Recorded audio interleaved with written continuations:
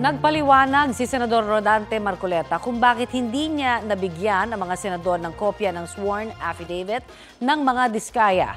May ulat on the spot si Mav Gonzalez. Mav?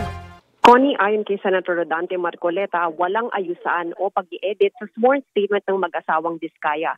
Hindi raw niya trabaho na husgahan ang sworn statement na voluntaryong binigay ng mga diskaya dahil korte na ang huhusga nito sa tamang panahon. Inuna niya si Senate President Tito Soto dahil hinusgahan na niya ang sworn statement.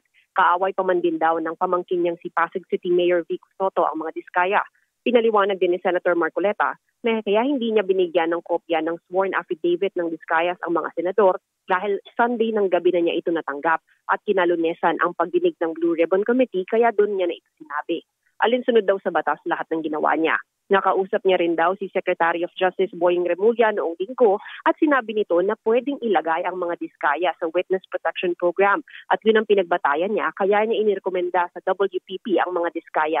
Kukumprontahin daw ni Marcoleta si Secretary of Justice kung bakit nagbigay ng pahayag na kailangan ng restitution muna na pinagbasihan naman ni SP Soto kaya hindi niya pinirmahan yung rekomendasyon para sa Witness Protection Program.